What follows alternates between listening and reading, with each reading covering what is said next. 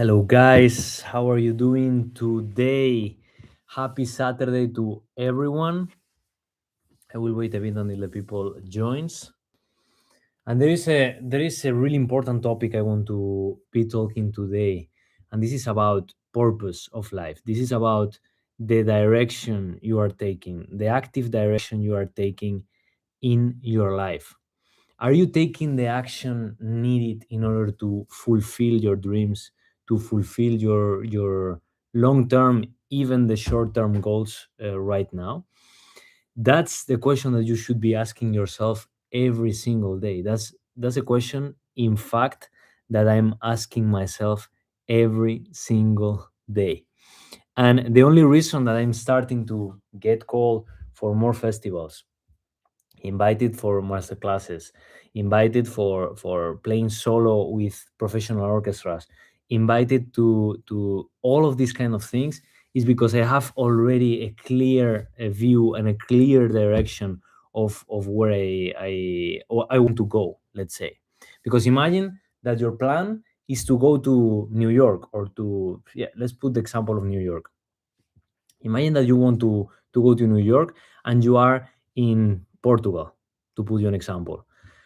You don't have If you don't have a map and you're starting following one direction, chances are that you don't arrive in New York, because without that roadmap and without that person that is guiding you in order to reach to the destination that you want to be, he or she has the map that you have to follow in order to reach your destination. Because you may and if you don't have that roadmap, if you don't have anyone helping you in this whole process, reaching there. That's why I'm constantly surrounding myself with mentors, with teachers, with people that is in the position I want to be, and I have the ability and the possibility to learn from them, because I know they have the map I'm looking for, and I know they know the direction where I want to go. So that's extremely important nowadays, to have someone that guides you during the whole process. Otherwise, you're gonna be facing years and years of frustration trying to do it by yourself. Uh, a lot of frustration, a lot of time uh, lost in order to trying to realize it yourself. And at the end of the day, guys, you don't need to reinvent the wheel. You don't need to discover the fire again. You don't need to invent internet again.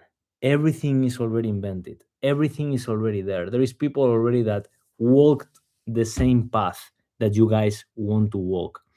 There is people that is already in the destination that you want to be. So I think most important of all is just keep your ego aside and will be willing to learn from all of these. I'm constantly, if you look at my Instagram, if you look at my Instagram stories, I'm constantly surrounding myself with the top players that I can be surrounded with, the top conductors, and not even musicians, also people that works in mindset, people that works in all of these kind of fields. Also about business, learning how to make your own online business and all of this stuff. I'm constantly investing on myself, my time, my money, and my energy. And it's not a surprise, the results I'm getting over time are really, really getting there, and I'm developing faster than ever. It's not a big surprise, honestly. So this is the main step that I would suggest to all of you, to really get someone else to help you in your journey. Because doing it alone, I tried to do this alone for many years, not only with the instrument but also in other areas of my life.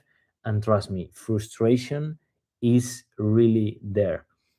You are not going to be developing as fast as if you have someone grabbing you from the hand and bringing you to the destination. That's crazy. If I put you the example of my gym transformation right now, and the people that follows me on Instagram knows what I'm talking about.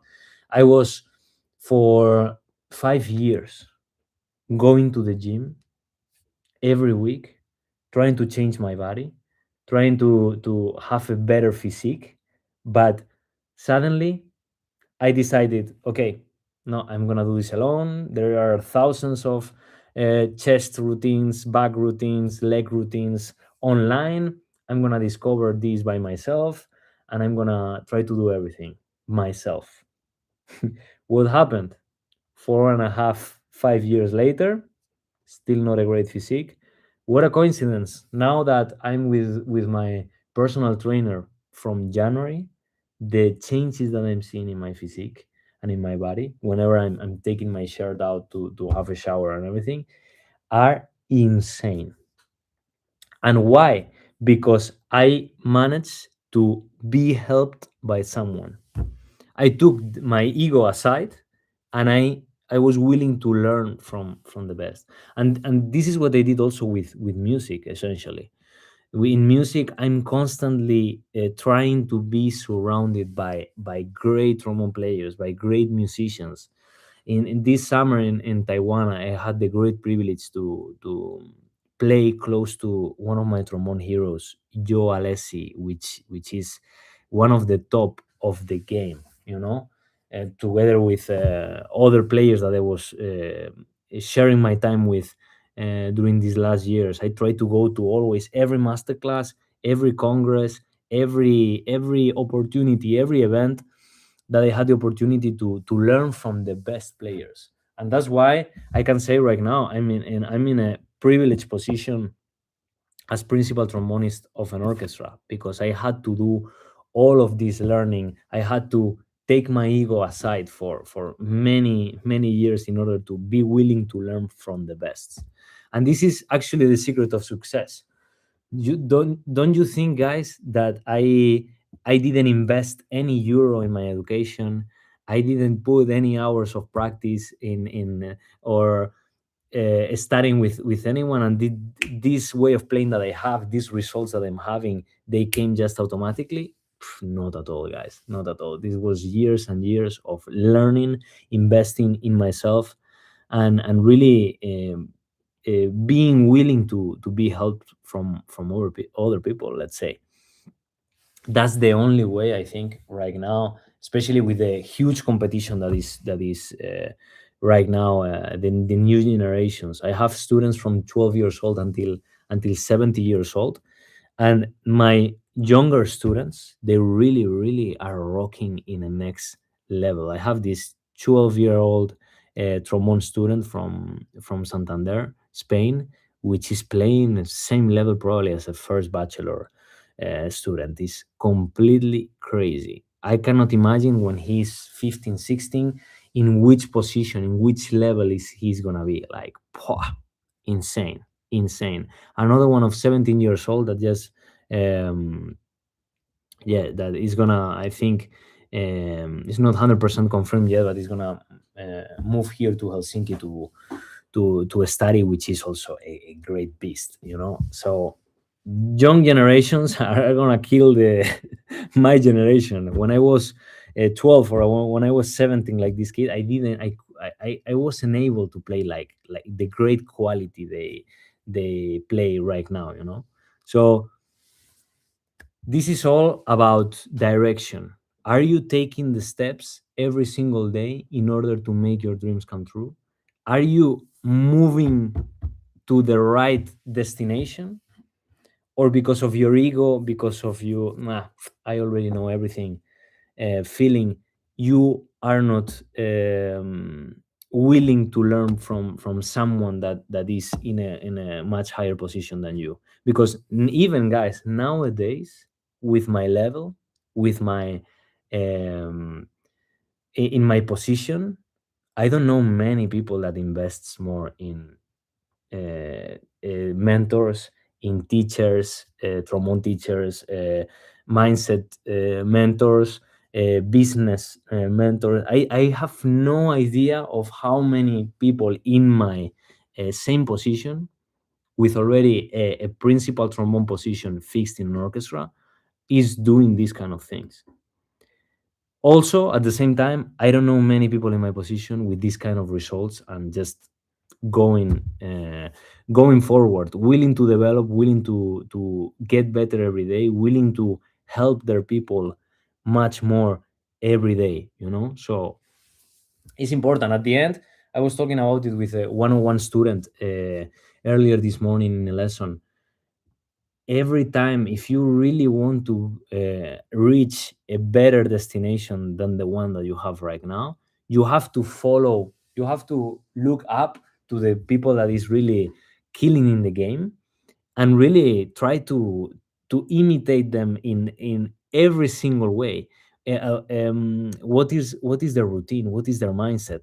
um, so all of this stuff is extremely important. I The only reason, guys, I reached this position nowadays is because I copied exactly what the big trombone players were doing at the moment.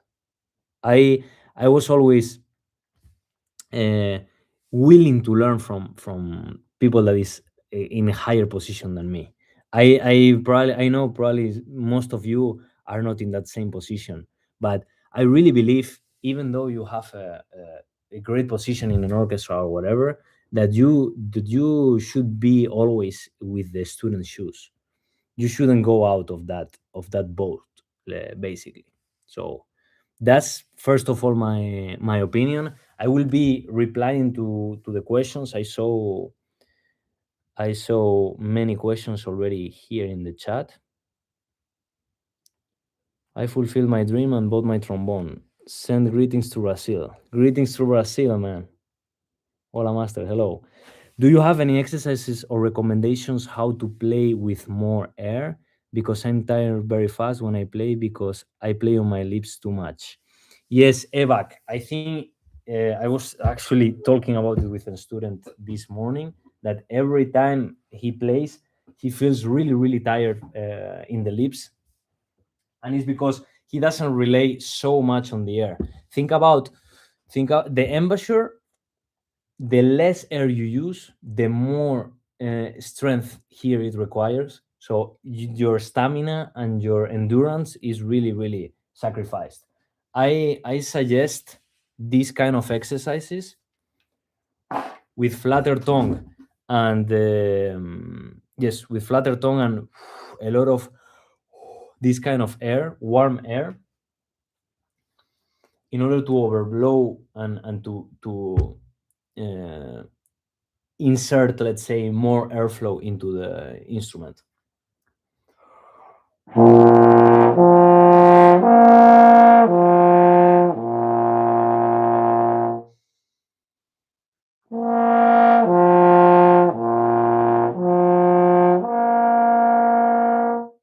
So this exercise, this really simple exercise from my solo trombone warm up and my principal trombone warm up, is probably one of the best exercises you can do.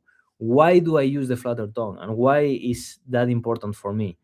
Because in the moment that we are doing the flatter tongue, the tongue is rolling.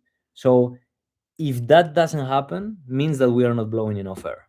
So doing the flatter tongue, we have yes or yes, 100% guaranteed to use as more air as we can. So these simple exercises I suggest you to do, and also in the daily basis, try to practice absolutely everything with the flatter tongue. Now I have to prepare Grondal concerto and David concertino for some solo concerts that they have in Valencia and also Colombia, with the orchestra and the band there.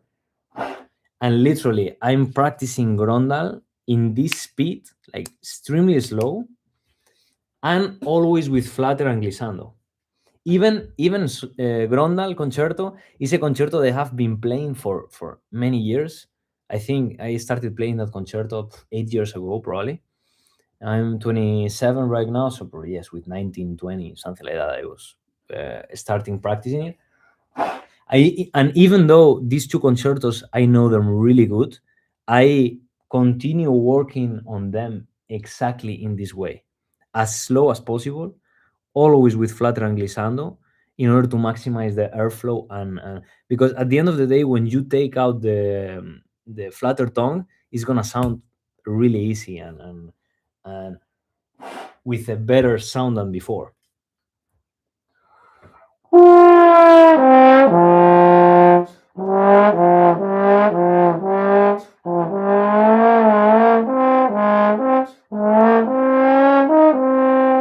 So this is in the way that I'm practicing these concertos, and not only these concertos, also the orchestral excerpts, also the etudes, extremely slow, and I think even slower. I always take the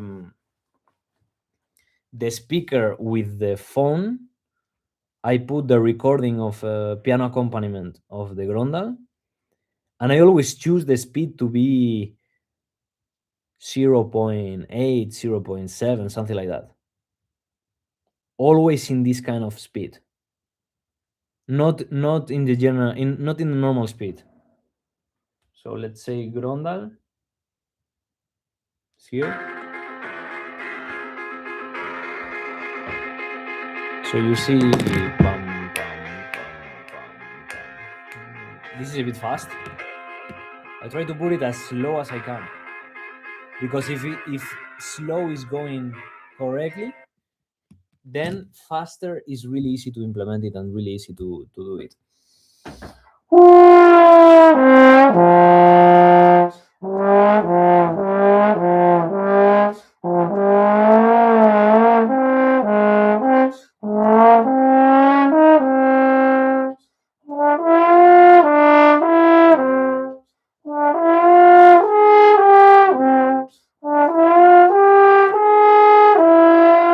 So, and so on. I would say as slow as you can, as controlled as you can, trying to have every single note with a great quality. That's the most important. That's what you have to do that for, to get every single note with the best quality. Because if like this in slow motion, it's everything with a nice tone and blowing a lot of warm air, then playing it fast is actually a matter of time. The most difficult is to play in it like this, actually. So this is my recommendation, and not only for Grondal. This is also for every single etude, every single solo piece, every single excerpt. So it really doesn't matter what do you do with which things you play. This is applied for absolutely everything, because also articulation. Why most of the people doesn't have a great articulation? It's always fa fa fa fa, because articulation, guys, is 99% airflow and only 1% tongue that defines. Especially my younger students, when we start playing, the first years of playing, they think the more they use the tongue, the easier it's gonna be to attack everything. But at the end, is the opposite. If you have good airflow, the tongue is only there to define. So have this evac, have this concept clear in your mind. If you know that articulation is 99% airflow, you're gonna rely more on the air than on the tongue. That's probably why your lips are getting more tired. You are relying more in articulation than in the actual airflow, which at the end is going to really help you playing everything. That's why I'm practicing everything with flatter tongue, in order to make sure every single register, every single note is with a great quality and a great amount of airflow. Hi Makina, what is your favorite trombone player and why is not Achilles Dermakopoulos? Um, my favorite trombone player, I say I'm not gonna be tired of saying this, is Jürgen van Ryen, and I had the great privilege to study with him in Amsterdam for 4 years and a half, and it's my absolute favorite trombonist. I don't think nowadays there is a better solo trombonist than him, in my opinion. And every time I grab the instrument, I try to get as close to his sound as I can. This is something I was also talking about it in a one-on-one lesson with a student this morning. And guys, we don't need to reinvent the wheel again. We don't need to discover the fire. We don't need to create the Coca-Cola formula. Nothing. Everything is already invented. Everyone is already playing. There's many great players on YouTube, on Spotify, on great orchestras like him, like Jorgen, Joe Alessi, Ian Bousfield, Stefan Schulz. There are really great players all over the world already. And we all have our trombone hero, or our reference of how the best trombone sounds like. So, especially for this, I think it's extremely important because every time I grabbed my instrument when I was young, after listening hours and hours and hours of Jorgen van Rijn, all his albums, all his solo concerts online, the raw parts, the Grondal, everything. Hours and hours of listening to him. I was literally trying to copy paste however he was sounding. This is actually not many people is gonna tell you this like really openly, but many great brass players, many great soloists all over the world, they all have their own um, muse, let's say, their own favorite trombone player or favorite musician that they look up to, and they are really inspired, and they kind of based his or their sound in the sound of this person, and many of the great trombonists and brass players told me this. You will be surprised how many people that is really right now killing the game in the best orchestras as principal trombonists, principal trumpets, in top 10 orchestras in the world, are doing exactly or did the same as me, literally copying their favorite musician and try to play like him, imitating every single move, every single phrase, every single crescendo, every single diminuendo, the phrasing, the vibrato, all of this stuff. So many of the great brass players I had the opportunity to work with have were doing exactly the same thing. So it's nothing weird. And why is not Achilles Lermakopoulos? Achilles is a great player. I really like his sound, his musicality, all the albums he has, non-classical music albums. That's really amazing game there. So let's say, guys, feel free to write questions. I have one here. I will do this meeting not super long in order to give you the value, because otherwise it's so much information and you guys are gonna be with a lot of information in your mind. And the most important about all of this information that I'm sharing with you, I'm sharing with my students, is that you take a little information, you process it here, you start applying, and then you just take action, because information freezed is not, you are not going anywhere. It's better really few information, but applying that information and those concepts, that's what it creates wisdom. At the same time, applying those concepts as fast as you can in order to put it in your data system. What is your opinion on Marshall Gilks? A fantastic player. I actually love his version of David Concertino. I think if we ever do an audition here in my orchestra, I think I'm gonna ask for the version of Marshall Gilks, David Concertino, for sure. Uh, how fast we have to play William Tell and Valkyrie in an audition? Uh, Elias, Elias, I think this is a matter of interpretation. Some conductors like it faster, some orchestras like it slower, whatever. Like the tempo that you feel more comfortable with. For example, in William Tell, The tempo that I really really like, because it's the one I practice the most, and I listen to versions that the versions that I like the most are playing with that speed, is 108.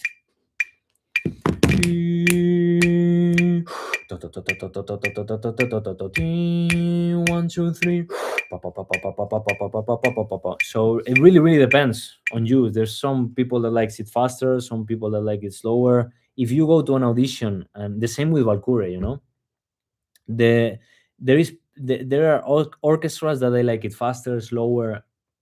If you can actually hold the tempo, and you don't move from there, you are really stable with that. They doesn't matter if you play faster or slower, they are not gonna complain. They are looking for in an audition. The jury is not looking for whoever has the best tempo, or the fastest or the slowest. That they don't really care. The only thing that they care about, Elias, is that they can really, they can, if they see that you can really hold the tempo, they want a colleague that can really play stable. That is not 1, 2, 3, 1, 2, 3, they don't want someone like that. I used to do like this in my auditions until I fixed the rhythm problem. But it's always like this, as long as you can hold a stable tempo, doesn't matter which speed you play. If you play 200 BPM, William Tell, but you can do it in a stable tempo, they can ask you also in the audition. They can ask you if they like it slower, or they like it faster, or they like it more staccato. They're going to ask you if they hear something that they don't really resonate with, or with the style of the orchestra. They have the possibility always to ask you, and to see if you can react. Also, they want someone with so many different varieties of colors, dynamic range, articulation, types of articulation, that can play fast, slow, loud, soft, all of these things. I mean, they want someone that has this kind of range of emotions, let's say, more than the best tempo, or whatever. So if they are not liking something, they are going to ask you to they're going to give you some feedback, and if you can change it, if you're fast reacting and fast changing stuff, if you're flexible, then it's going to be easier for you and for them, basically. So don't bother so much about how fast it is. Just take a version that you really like from whatever orchestra it can be, Berlin Philharmonic, Rotterdam Phil, whatever orchestra. Take a tempo that you like, and then apply it to your game, and try to be as stable as possible. That's really really important. Okay, next question. Victor, quick recommendation, please. Imagine have a job with an orchestra which consumes a lot of energy playing every week, but you want to take the next step, orchestra level. What can you recommend? The next step, orchestra level. What do you mean, playing in better orchestras, or I don't understand the question. Imagine have a job with an orchestra which consumes a lot of energy. That's right. Playing every weeks, but you want to take the next step, orchestra level. What can you recommend? I'm I guess it talks about the probably a better orchestra, or having more freedom. I mean, right now nowadays I am full-time player in an orchestra, principal trombonist, and also I'm doing my solo concerts all over the world, my master classes, and all kind of projects. But also I have to say, here in Finland, the working conditions I think are really much easier than any other places. And literally we have maximum 2 concerts a week, 3 rehearsal days maximum a week, which is really relaxed.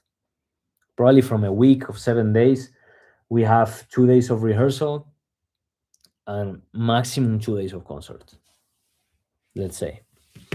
So it allows me to do so much stuff, to travel, to many places and all these things, which in the future I will be soon for the full month of May in Colombia. End of April I will be, middle of April I will be in Geneva in Switzerland for a luxury event, also in the IBRAS Congress. So there's many things going on, and it's thanks to the conditions that I have here in Finland with working, which I strongly would suggest you to get a job first that allows you and gives you that freedom. Sometimes I know with some orchestras that are doing ballet, opera, and all of these things, that is really really hectic, and they have to be there so many times. There is rehearsals every day, concerts every day. That's actually not for me. I think I will go. I need the time for myself also to figure out teaching my students and uploading content. So it's actually one or two extra jobs I'm doing besides being full time orchestra player, which means uploading content on social media, which is taking so much time, plus teaching full time many people from all over the world. So I'm happy. I'm enjoying doing that, of course. Have you heard about Lobras Chile Festival? If so, have you thought about going as a teacher?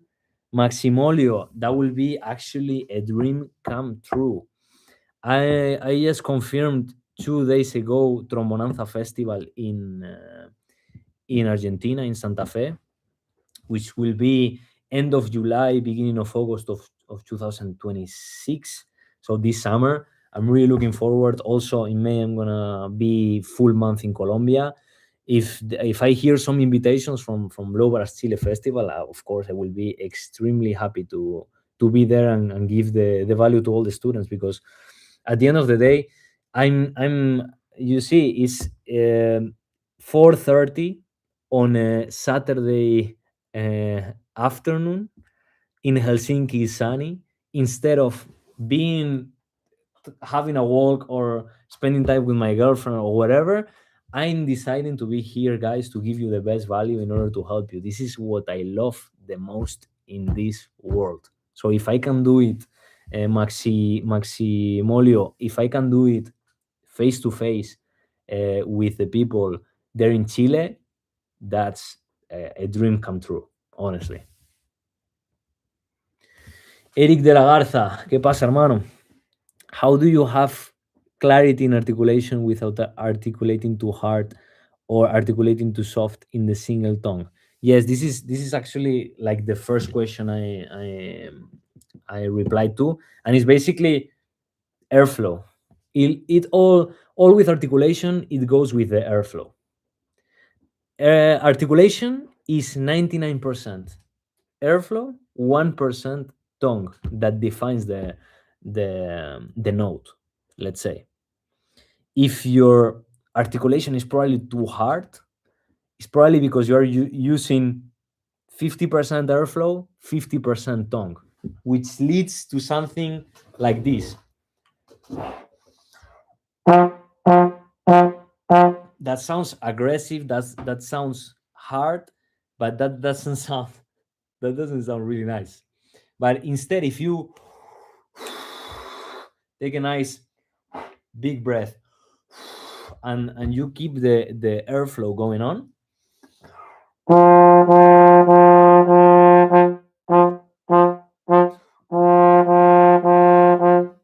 the actually to make a nice articulation is really easy, you know. So I will suggest give just a little ra ra ra, not a ta ta ta. Also the vowels helps, but it's mostly airflow.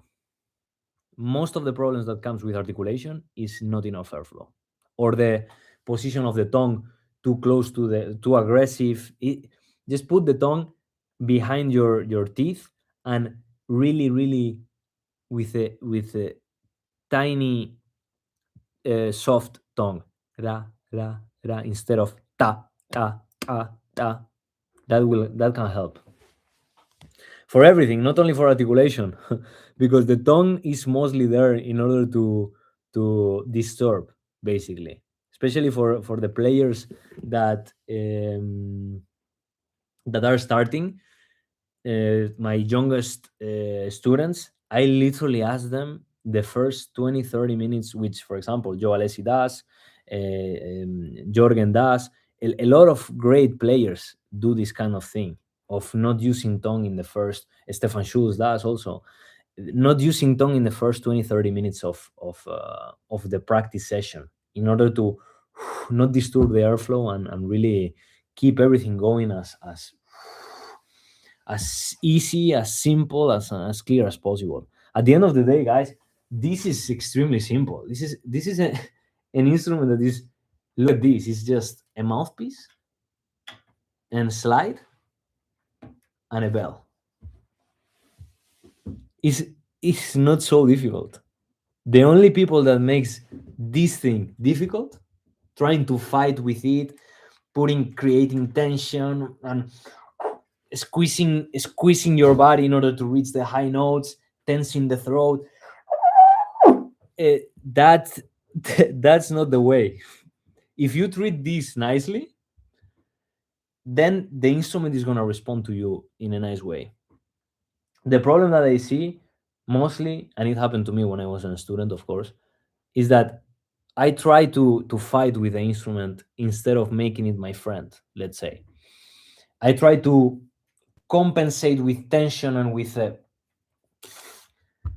here, pressing my arms, whatever, in order to make a great sound. But at the end, if you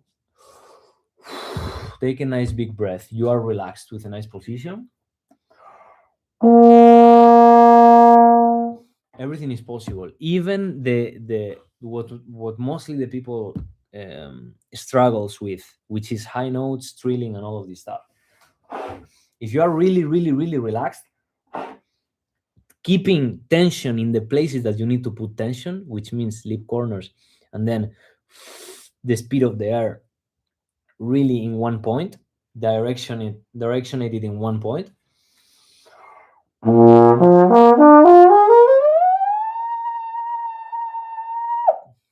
This was really easy to do. It's really easy to do. It's not so much complicated, But you have to, of course, give it a lot of time and really find the sweet point of this. It's like everything. The only places that I was using, let's say, a bit of tension was this, this here in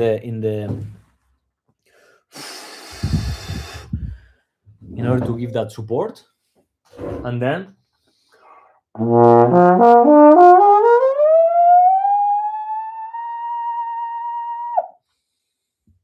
that's it. It's not super complicated. The only people that makes it complicated is just us.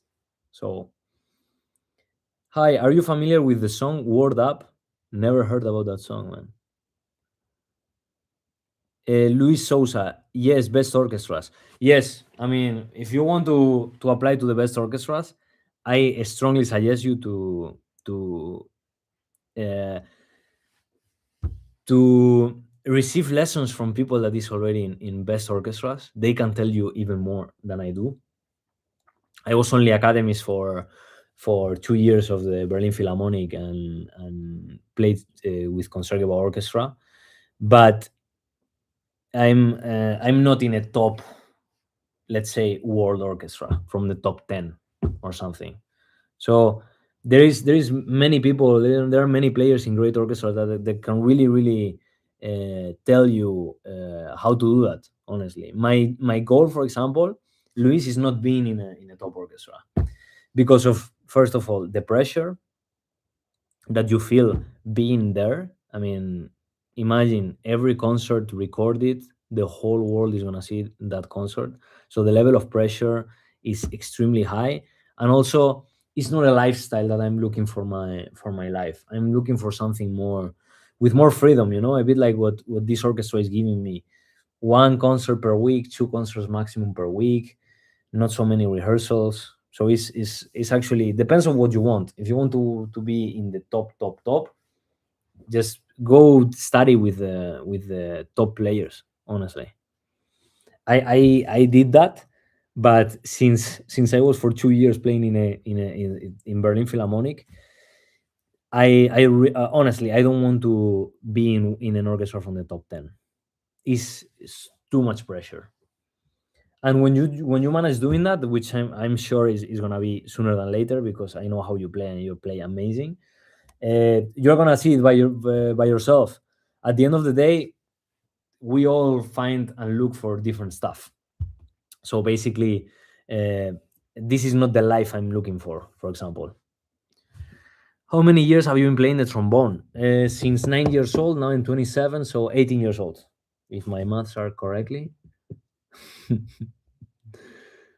18 years old, yes. Yes, yes.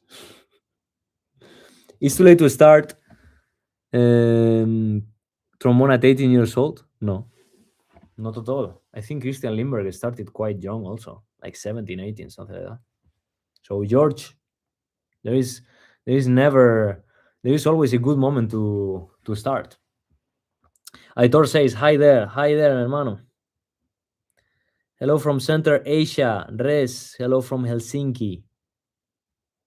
Never is too late. That's right. Okay, let's see what happened with the filter. I have no idea, man. Yes. Let's see which questions we have here in YouTube. And of course, guys, if you want to go to your next level, you want to improve your sound, your register, even waking up earlier, having more discipline, a healthier and a happier life, learn from someone that is already in the peak of that. I have my community where I'm teaching students, trombone students, and also I'm coaching non-musicians, and also musicians from other instruments from all over the world, in order to change these habits and really improve their life, honestly.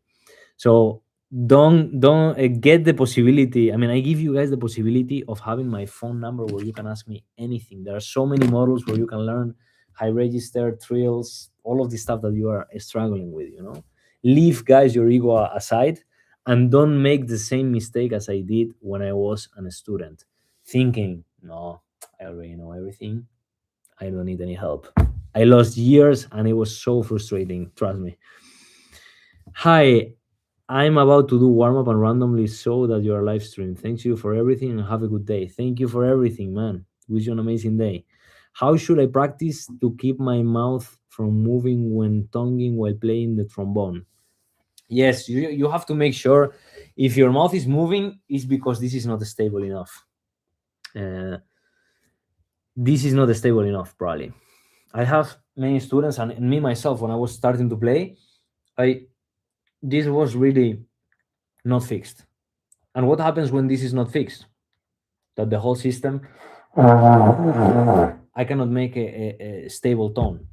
If you focus on working on your lip corners and your embouchure every day, then it's gonna be a huge improvement. I have my solo trombone warm up and my principal trombone warm up, where the first exercise, 4-step basics, it's really amazing in order to work on that. It's called 4-step basics, and it's from my solo trombone warm up online. It's completely for free. It's in YouTube in my channel, so you can actually look it up. Okay. Hi, Victor. Can you tell us something about the schools and methods of Jürgen van Ryan and Stefan Schulz? How do they differ? Well, I think it's complete. They both are extremely musical. They have a great musicality, great students, great capacities to make music, and great tools also to make music. But the main difference, I would say, in Amsterdam, they probably focus more on the musical line, and then the technique follows, let's say, on making the music first. And I think in Berlin, with Stefan Schulz, we used to work something that I really helped me to my sound and to my music at the end of the day, to my technique, and it was the flatter tongue. This is something I use, and my all my students use every single day. And this is something I learned with Stefan Schulz, with Maestro Stefan Schulz in the UDK Berlin, and it's something magical almost. So literally, In the moment I started playing it in this way, it really helped me performing. And we do this kind of exercise,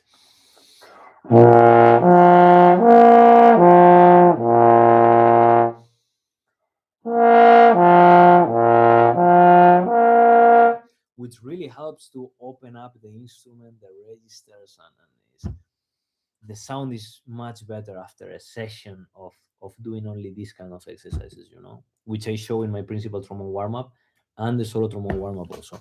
So, is man, you should definitely try this. This is the main difference I think in what they differ. In Amsterdam, they probably focus more in the music first, and then the technique follows. And then in with Stefan Schulz, the sound, the technique should be there, extremely present and really important. And he's an amazing musical guy. He's one of the most musical guys I know. And they say no in Berlin. In Berlin Philharmonic, they care more about the sound. They care more about the inside of the box. But Stefan Schulz is not at all inside of the box. He Stefan Schulz is really musical, and he has so many ideas, and it's really amazing to to have lessons with him. Is so much going on, so many great concepts and great ideas in his mind, talking about music and lines and direction and so many options. So they are both great. The only thing is they are different styles, let's say. It's like, guys, it's like red or yellow. What is better, red or yellow? Some people will say red, some other people yellow. It's a matter of taste at the end of the day. Guys, I'm gonna end up here the live stream. Thank you very, very much. If you want to work more one-on-one with me, I have the waiting list where you can sign up. I'm having at the moment few spots open if you want to start working directly one-on-one and start changing your embouchure or your sound or high register trills, whatever you are struggling with at the moment. And also, my community is only $50 a month. You have access directly to me. I give you my personal phone number. I'm constantly 24/7 replying to the messages and giving feedback to my students. So it's a really, really amazing opportunity to have this possibility. When I was a student, I remember there was nothing like this online. If you wanted to pay a lesson with someone, that was like 250 euros from someone of the top, and they didn't even give you their personal phone number where you can ask them anything. It was only 1 hour of lesson, and if you have another question, okay, pay me another 200 euros, man. So that was it when I was studying. uh, but now you are lucky you have the possibility of someone giving you this much value. So wish you an amazing day, guys. I hope you really like this. Thank you for your question. I hope you really like this stream, and see you really, really soon in the next one. Ciao, ciao.